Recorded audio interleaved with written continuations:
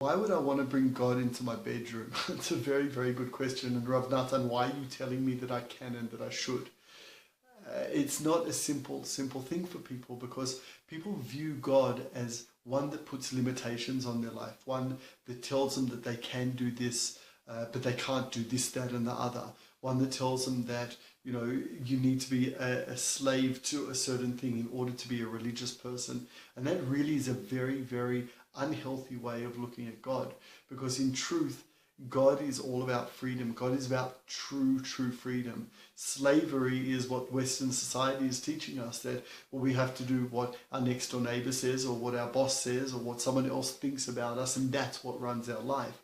Whereas freedom is about doing that rises us up as better people, as good people, to do good in the world, and to fully enable us to pursue those things that we are good at in life. That's what God does. He gives us those powers, and he says, by creating certain boundaries or by creating certain situations, that's how you are going to achieve. It's not different when it comes to the bedroom or wherever you decide to have sexual relationships with your spouse. It's nothing different when it comes to sexuality. God doesn't create limitations there about who you're allowed to be with and when you're allowed to be with them to make a slave out of you. He actually gives you those limitations and those boundaries in order to rise you up to be a better person in that area with your spouse, right? The reason that it is meant to be with your spouse and no one else, and I'm talking about physically, emotionally, spiritually, and mentally, why you're meant to only make love to your spouse, is very simple. Because in life, if we focus on 1,000 different things at once, well, then that one thing that we're meant to focus on loses out. So when we focus on our partner and only our partner, then we become the best lovers that we can be, right? Instead of seeing that as a boundary, like, oh my gosh, you know, God sucks because he doesn't let me have a threesome or whatever people are wanting to do, right? He's saying to you, I want to make you the best at making love. And the way you're going to do that is to only think about your spouse, to only focus on your spouse. Certain times in the month for the Jewish people is the only times that we can or can't be with our spouse.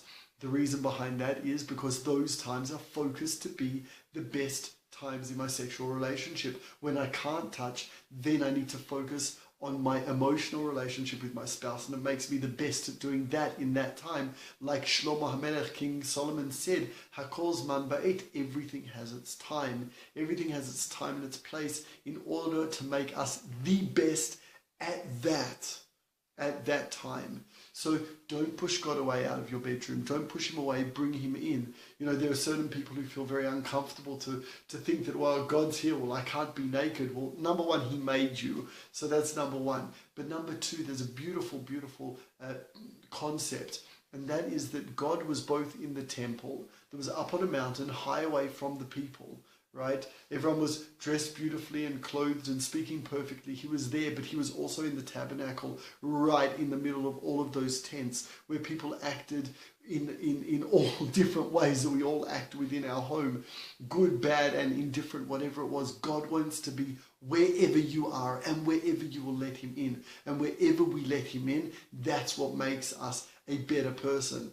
Because he's giving us those kohot, he's giving us those powers to be the best person that we can be at that time. So if you believe that in prayer, concentrating on prayer will make you a better person because you're letting God into your life at that time, even more so when you let him into your bedroom, when you let him into your sex life, you're going to be the best lover that you can be. So anyway, if you want to learn more about that, if you want to discuss more about that, understand more about that, press on the link below or above, wherever it is on Facebook. 3 to tango. It takes 3 to tango, not just you and me, not you and me, but you know what I mean. Not just you and your spouse, but you, your spouse, and God is going to make the best tango you have ever danced in your life. So sign up for the webinar right now. God bless you all.